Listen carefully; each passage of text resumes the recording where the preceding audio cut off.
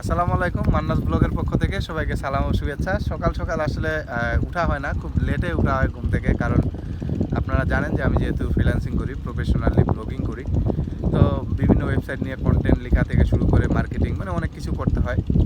তো সকাল সকাল কোনো কাজ নেই, তো মনে হলো হঠাৎ করে একটা কাজ ছিল এক ছোটো ভাইয়ের, তো ওই পাশে আসার জন্যে।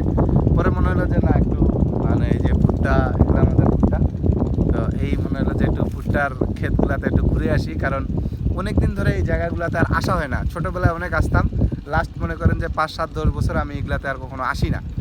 মানে খুব যদি দরকার লাগে তাহলে ওই মনে করেন যে ধানের জমি যেগুলো, ওগুলাতে গেলে যাই, নাহলে এই ভুট্টা রিলেটেড এই জিনিসগুলোতে আসি না। কারণ আমাদের বাড়ি থেকে এই জায়গাগুলো অনেক দূর, তো হাঁটতে হাঁটতে অনেক দূর চলে আসি। এখান থেকে বাইক নিয়ে গেলেও মোটামুটি 10 মিনিট সময় লাগবে। তো এই হচ্ছে অবস্থা, দেখতে আসি ভুট্টা। তো যাই হোক, সকালের বাতাসটা অন্যরকম। আমি মানে বাড়ি থেকে যখন বাইরে তখন গরম লাগতেছিল, এদিকে আসে মনে হচ্ছে ঠান্ডা লাগতেছে। এই জন্য আমি আসলে কি বলে মানে গেঞ্জি পরে এসেছি। এই ভুট্টার ক্ষেত ভালো লাগে। তো যাই হোক, যেহেতু আপাতত লকডাউন ভাব, কোনোখানে ঘোরাঘুরি হয় না, বেশি দূর যাওয়া যায় না, এই জন্য মনে করলাম যে এই চ্যানেলটাতে আমি ভিডিও আপলোড করি না, তো মনে হলো এই ভিডিও আপলোড করি। ঘোরাফিরে আমি যদি টুকটাক যে ভিডিওগুলো করি বা একটু ঘোরাঘুরি করি, এগুলো একটু ভিডিও করে আপনাদের সাথে শেয়ার করবো আর কি। তো আশা করি ভালো লাগবে ভিডিওটা। যারা মনে করেন যে এরকম ফাঁকা জায়গায় আসতে পারেন না, একটু দেখে এনজয় করতে পারেন যে অ্যাকচুয়ালি ফাঁকা জায়গাগুলো হচ্ছে অন্যরকম জায়গা।